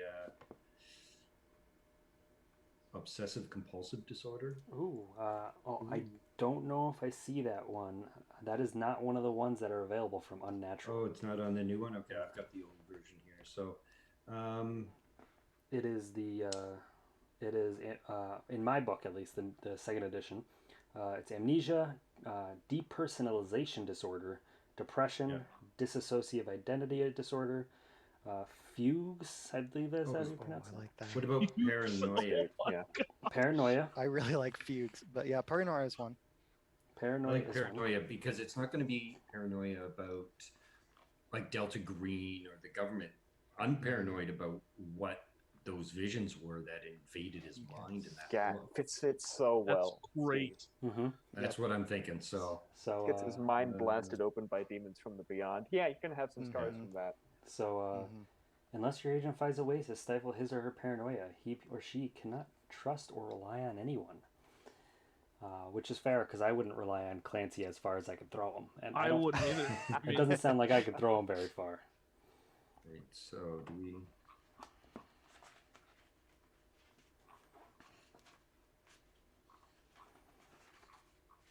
I guess that's developments which affect home and family. Weakness? Let's see. Because it's not wounds. And under your bonds, there is motivations and mental disorders. Oh, mental. Yeah, okay. I've got Yep. a paragraph in there as it is, so it'll be. Of course you do. No, hey, that's good. I love it. I love character development. And Yeah, me too. I have 3 words written there. yeah, on mine, I think I wrote like one sentence. Wants to know the truth. Yes. Not that he's coming out. So I think that was everybody for that. And I think. Would you like to know what bonuses I put in for my hard experience? Oh yeah. Let's like take a look at that. So, yeah, by default it was the plus 10% to the occult, so that brings it up to 40. And then I boosted first aid up to 70, Nice. forensics up to 80, science bio up to 70, and search up to 70. Fantastic. Nice. So you really boosted your skills you were already good at. Kind of. Yes. Yep. Okay. Awesome. I think we're actually pretty well wrapped up, unless there's anything else anybody wants to talk about with their character or a question or. Yeah, because equipment and weapons and all of that comes up during gameplay, correct? Yeah. I think equipment seems so loosely loose in this, you know? Yes. It almost loose to loose. Yeah, yeah. Where's my starting gold? I need it. Yes, it almost. I don't have any experience playing this game, but like I do have experience playing like Blades in the Dark. So it seems more close to Blades in the Dark to me than it does in like Pathfinder, where you have to pinch pennies in Pathfinder basically. But in this, it's a little bit more like I think I could get this. Well, make a roll, and then we'll see if you can It get seems better. like, yeah, it seems like based on what you've had for your backstory, what their current job is, they would have that equipment pretty Yes. readily. My question is, because I'd be traveling from the south up to, the North State, New York. Mhm. How does traveling with the guns work? Because I don't know. I've never had to think about it. But like, can you just put a gun in a suitcase and put it in and be like, as long as you're telling them it's cool? Like, Well, I don't know either because I've never tried to travel. all with right, a- we'll do some research. we'll look before into that. Maybe he the- just drives. before. Maybe he just drives. Oh, sure. Yeah, he does. He probably likes to drive, take in Yeah. the sights. You stay 5 miles under the speed limit is how it works. Do you have anything to claim? Nope. I do have one other thing about my character. Yeah, I would love to hear it. He'll be played by Matt Frewer. I don't know who that is, so I will have to Google him really quick. He looks like Matt Fuhrer. Not played by it. We can't say that. We can't say that. That's right. He looks like. Should he have ever been cast? What- It may have been how do you spell his last name? Frewer. Okay. I should have just put in the F like I thought it would, and it automatically came up. Max Headroom. Okay. Fantastic. Okay, See ya. I know that guy. Yeah. I know that. Not from Max Headroom, but I recognize that gentleman. He was also the trash can man in the 90s version of The Stand. The one Ezra Miller played in the one that's out now. Fantastic. Yeah, I don't know him from any of that. I do recognize him, I just don't know from where. Does anybody else have any inspiration behind their character? Not necessarily a played by. Sorry. No, it's okay. It's not like we're making money off of this. So That's I right. think a young James Carville. I'll type it in chat here. no, it's Henry. It was a joke. Yeah, sorry. Yeah, yeah. Henry. Yes, Henry Cavill. No.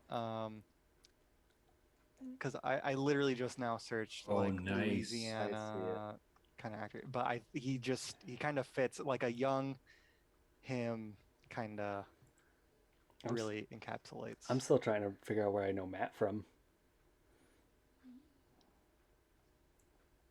Going scrolling down all his IMDb. Oh, the Hounds of Baskerville, Sherlock Holmes, maybe that. Ooh, Mayhaps that. classic.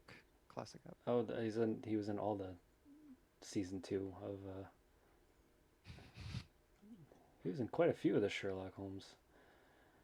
Oh no, not the Sherlock BBC special. Okay, wasn't that then? I don't know. That's okay. Who's this guy? James Carville. Let me Google him really quick, or Bing him actually. Internet Movie What? Database, please. Got a great haircut. Perfect. Mhm.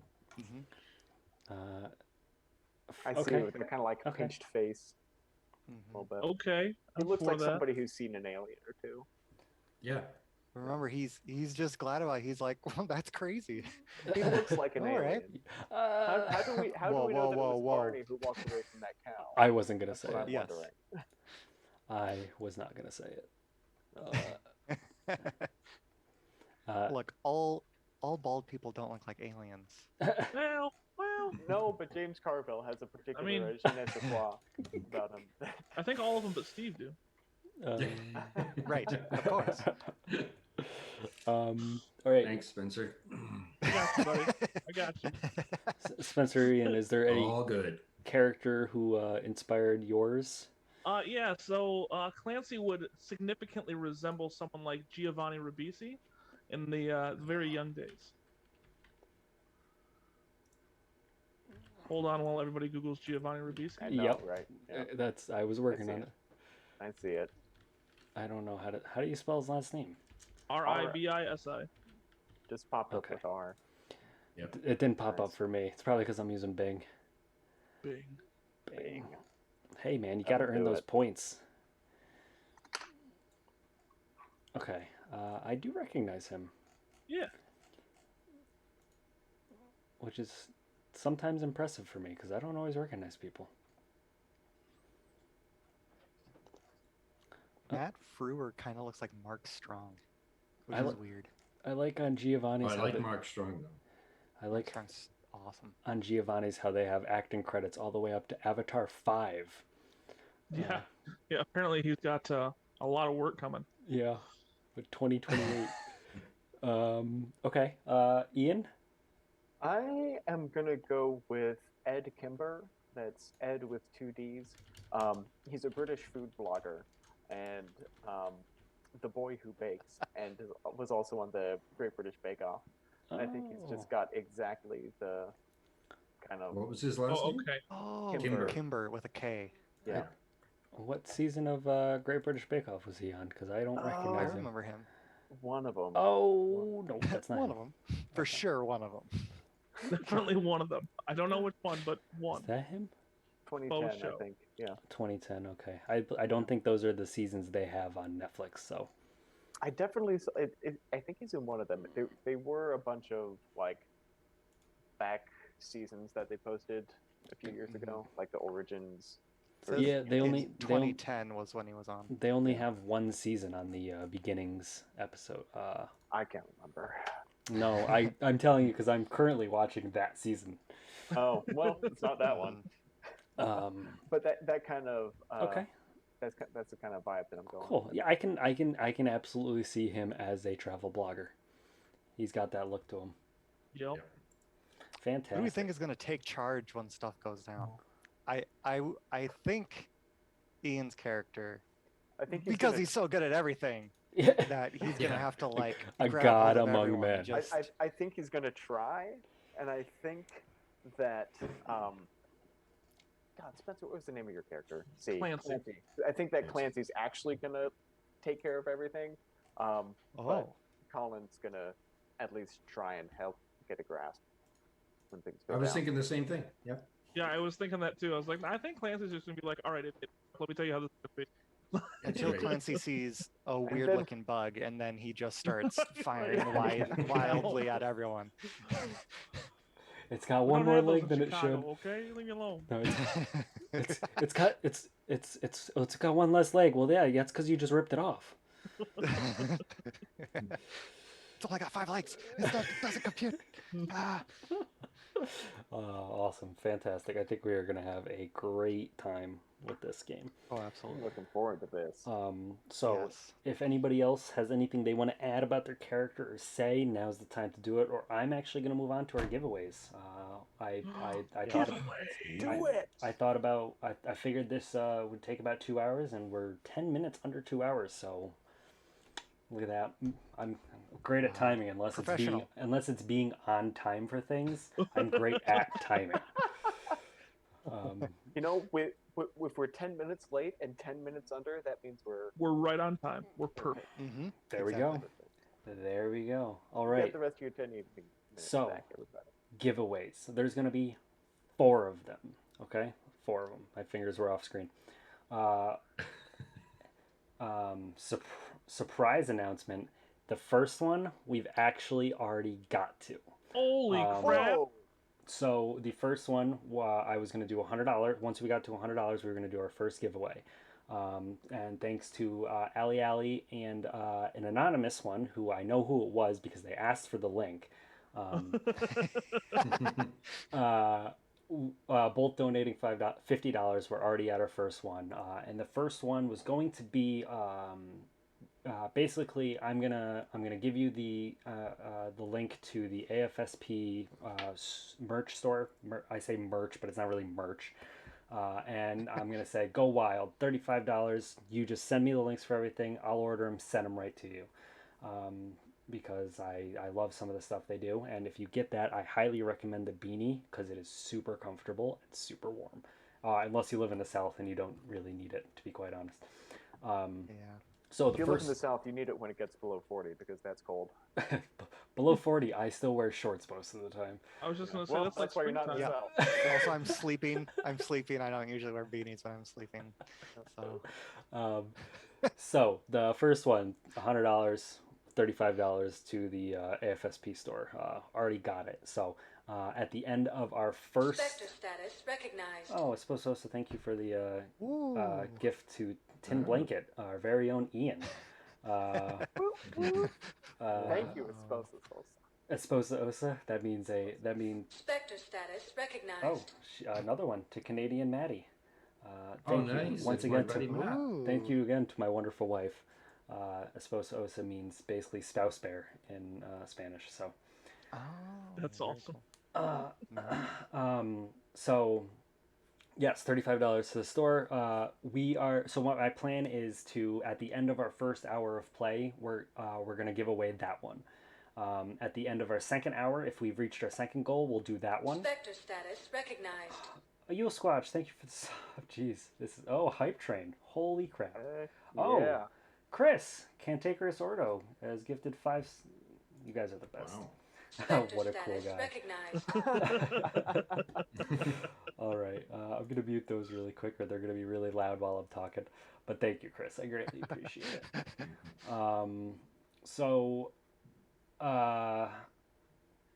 God, you made me lose my train of thought. Okay, so for the second giveaway, if we reach the second threshold before the second hour is over, we'll give it away then.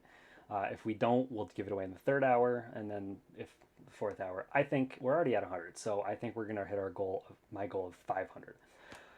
Oh, geez, now we're getting Easy. bits. Now we're getting bits. Yeah, Hype yeah, thank you train. very much. Hype. That's fun fact. This is my first hype train. So that's fun. Fun fact, level 3 hype train. So our second goal for the record. Our second goal for the record is a $200, and that will be a set of dice. I'm gonna basically do the same thing my good friends Ianyo and Analog Amber are partnered with a website called Metallic Dice Games, and I'm gonna use their link, and I'm gonna send whoever wins it and say you got $35. Tell me what you want and I'll send it to you. Yeah, whenever he's making a critical roll and it's not good, throw bits so they'll forget. That's funny. So dice, more specifically, anything on their website up to $35. Send it to me. I'll send it to you. It'll be great. The third goal and the fourth goal I'm going to make a little bit higher. The first ones were 100. These second ones are going to be 150. So once we get to $350, we're gonna be giving away a hammer dice holder. I'm gonna throw up a picture of it really quick on the stream because it's very, very cool. Sounds image. It does sound really cool. Yes. I might just have to buy one. I was just gonna Yes. say I want to win. Well, but I'm not eligible. Don't buy. Sure, you're eligible. You donate. Yeah, if you donate, anybody who donates is eligible. So I'd appreciate it if you guys didn't go all immediately buy this and basically sell this dude's out, because it is an Etsy item. That would be unfortunate. It is an Etsy item. So there it is on the screen. So as you can see, it's a little hammer, and both ends of the hammer pop so off, cool. and they're dice trays where you can keep dice in. And then the top of the hammer you can actually take off and throw dice in, and it becomes a dice roller, which I think is like the coolest thing in the world, and I will probably end up with one myself at some point. I think these are super awesome, and please everybody, don't go buy one yet, but after we do our giveaway, you can go buy as many as you want and support this guy. He also makes daggers. Basically, they're little daggers that they don't have the dice roller option, the dice tower option, but you can keep. Basically, it's a little dagger in a sheath, and once you pull the sheath off, there's a set of dice that go inlaid into the dagger. So let me get rid of that so we can all see my beautiful face again. Okay, cool. I didn't ruin everything. I was really afraid I was going to ruin everything when I hit delete. And the last one, $500. Oop, there we go. I just ruined everything by moving things on accident. Okay. What did you do? Listen, man. Listen. You're supposed to be the handler. Handle it. I did handle it. So the very last thing, which will also be the biggest thing we're giving away, is this. And technically not just this, but this as well. So for those who don't know, this is the Agent's Handbook and the Handler's Guide for Delta Green, which comes in this beautiful slipcase that's behind me. I decided to display all my role-playing game books there. The Blades in the Dark got a little cut off. But it comes in a very nice slipcover. So if we reach $500, somebody's going to be getting the hard copies of these, which, little issue there. They're currently sold out. Because I assume it's because GCP NACE has bought all of them. I'm sure. When I checked their website, they're supposed to go back on sale in May, I believe, which is perfect timing if they do. So whoever wins that, unfortunately, might take a little while, but I promise you will eventually get those books. If you live internationally, I don't really know if that's going to work. You might get an outdated one though. Yes, you could get an outdated one. Although if they're out of print, they should all be the second. You think? The second?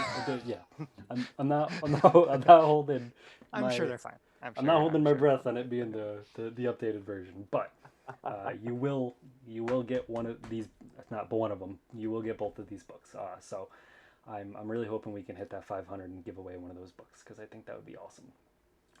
So our hype train has come to a conclusion. Thank you everybody for getting us up to a level 3 hype train. That is Incredible. awesome and fantastic. Awesome. Sorry, level That's 2. great. But either way, still awesome. Thank you everybody. And I think that actually pretty much wraps us up. Except for I'm going to do a little opening scene for everybody and give everybody a little bit of taste of what is to come. Oh. Going up to Lake Placid. Ooh, going It up. sounds so peaceful. Nothing's ever going to go wrong in Lake Placid. But for the Look at all record, this. It's Preview. beautiful. Look at Lake Placid. Lake Placid is beautiful, and I've been there, and it's wonderful. I'm been terrified. I don't know what to feel right now. Lake Placid was not harmed during the filming of this Yes. role-playing game. Any relation or Resemblance. resemblance to Lake Placid is purely coincidental. So please don't sue us, or specifically me. So, all right, opening scene. Here we go. None of this is written down, so excuse me if I stutter or skip a word or go back. We see the outside of what looks like a gym, and we see three guys come out of the gym. Three younger guys come out of the outside of the door. It's dark. It's dark out. There's lights, and we see them joking around, having a good time, and they're standing there talking to each other, and we see them wave goodbye, and we hear him say, "Oh well, we'll see you in 2 weeks." And they all go their separate ways in their parking lot, but we follow one of them. He's a little bit taller, and he hops into his car. It's a Nissan, 2007 Nissan Altima. I think those were made at the time. And he goes to the back of the trunk. He goes to his trunk, and he throws it open, and he's got a duffel bag, and he throws it on. And you see on the side of the duffel bag it says Team USA. And he closes. He throws his trunk closed, and he goes around to his door, and he hops in, starts the car up, and starts to drive away. And he's driving, and we're more or less seeing it from his perspective, from the road, and it's a dark night out. There's not a whole lot of street lights being upstate New York isn't always very well lit. And we kind of rotate around, and instead of seeing the road, now we're seeing him, and we're seeing into the car. And in the back seat, we see something kind of move, and it's a humanoid figure, and they're wearing like a hood, and you can just very briefly make out their eyes, someone's eyes in the back seat, and it cuts. And that's all you get for today. Oh crap! Wait, this is a scary one? Yes. You can't give me just that. What the Wait. hell? You guys didn't tell me it was going to be scary. I know it's scary. No, I I mean, know, don't did do you not tell me scary. anything it about does- what we were doing it tonight? does say You can't horror explain and that there. conspiracy. I can't wait until the 8th of May. All right, you know what? Why don't we just start? So you Alright. guys are meeting with your hand? No, we're not doing that. I swear to God, if this is all just a doping ring. This is actually an intervention. Oh. I'm not going to say for who, but you know who you are. I'm sorry. I'll listen. All right, so that's gonna wrap us up for tonight. I thank the five.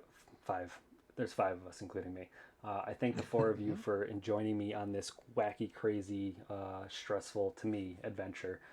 And thank everybody who's stopped by. We've had, I've had my viewers hidden from me for most of the night, but it's been pretty high.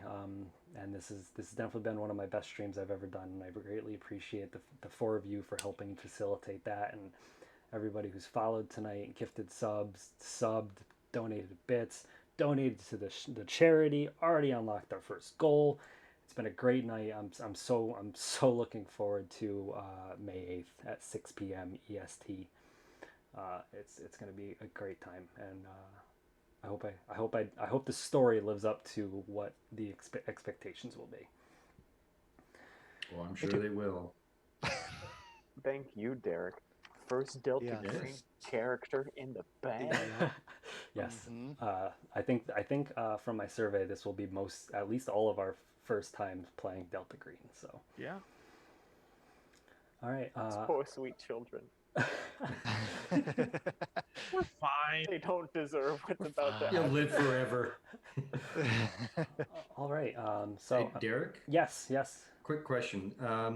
Is this video going to stay on your Twitch channel for a little bit if Yes. someone wants to go back and watch it? Yep, the VOD should be available. I don't believe I have it set up to only subscribers, so anybody should be able to go up and watch it. Alright. I might even download it off of Twitch and then possibly post it on YouTube. We'll see. Haven't thought about that yet. Ooh. Okay. Sorry, I've thought about it. Haven't made a decision yet. Can't wait for that YouTube video. Yes. So it'll be on. So it's already on the internet forever, for always. So hopefully you didn't say anything too embarrassing. Yeah. So let's wrap it up, end stream, and then hope everybody has a good night. Yeah. Man, I'm so excited. All right. Can't wait. So excited. Yeah. All right. Bye, guys.